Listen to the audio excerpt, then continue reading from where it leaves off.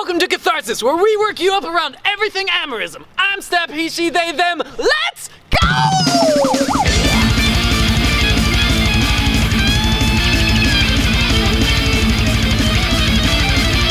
I have a little bit of a problem with the fact that right now consent is defined as something that can only be done when you are sober.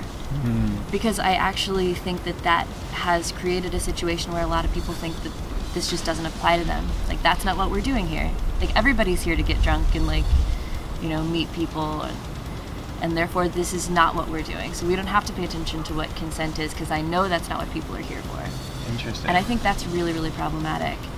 But it would be great if, you know, if it was more in terms of, like, are you of sound mind enough, you know, to do this? But it sort of puts the burden back on the person to, like, really tune in to themselves and have that kind of self-knowledge, which is tough for people. It's not something we're taught. So what do you think a good potential fix for, like, the bar culture problem about? Okay, great question, but it's, like, very far back. Part of the reason that people sort of get drunk in order to try to meet people or, like, push boundaries farther is because it's very difficult right now for people expressing their desires, because those things are not things that we're taught are okay to do. And so I would love for the culture to shift so much that we felt really able to express our desires without that being problematic, without that feeling coercive to anyone. I want people to be able to say what they want without that feeling coercive.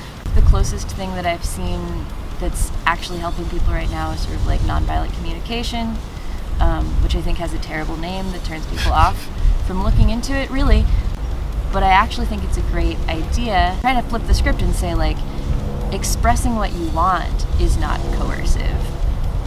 Not expressing what you want is coercive because it forces people to try to guess all the time. That's sort of why we need the affirmative consent in the first place, is because it's, like, hard to tell sometimes if someone is actually asking for something or not. Why do you feel like people have so much insecurity about expressing their desires? Our whole culture is set up to avoid people having to say no. There is an exception. It is sort of expected that women can say no to men coming on to them. That is even very difficult for people to do, even though that's part of the script, because in every other part of our culture, there's this need to be able to give, like, a softer no. That's where the whole thing of the subterfuge, I think, of people trying to hook up comes in, right? So it's not like, hey, I'm really attracted to you, do you want to go back and, like, see about, like, maybe what it would be like to go to bed together? And instead people have these codes, right? Like, hey, do you want to come back to my place and have a drink? And that's not really what they mean. Yeah. Let's just watch Netflix and chill. Right. Right. I was so confused when I heard about the term Netflix and chill. Me too. Because I don't watch movies at all. And so people would be like, you want to watch Netflix and chill? I'm like, nah, movies suck. You want to, like, do something else? And they're like, sure. What does that code mean? Like, movies suck. Do you not like sex? I don't like. I'm like, I don't know, let's play board games and fuck. That sounds like more fun. Yeah.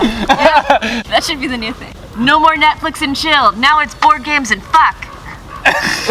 What do you think people could do to start bringing more positive consent culture into their world? First, spend a lot of time thinking about what it is that you want. And once you know what you want out of a situation, it's a lot easier to start to make moves towards directly asking for it.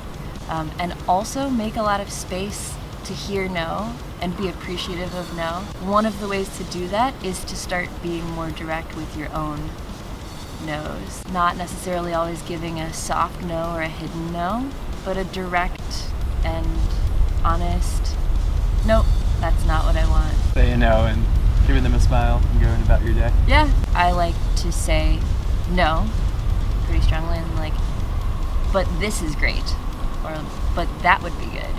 I'm really enjoying this situation. That's just not what I want. But not try to take any power away from the no. It's not like, maybe not that.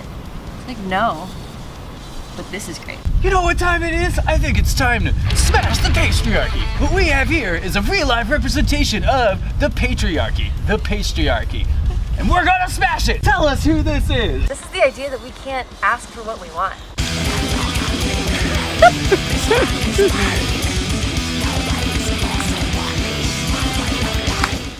Thank you so much for watching. If you like that video, click through to our channel Slayful, where you can see tons of others. We are #1 in everything amorism. Every like, comment, share you make on the page, you make on our videos, makes the world a more sex positive place, gets the word out there. Thank you for making a difference. Thank you for being awesome, and I will catch you next time.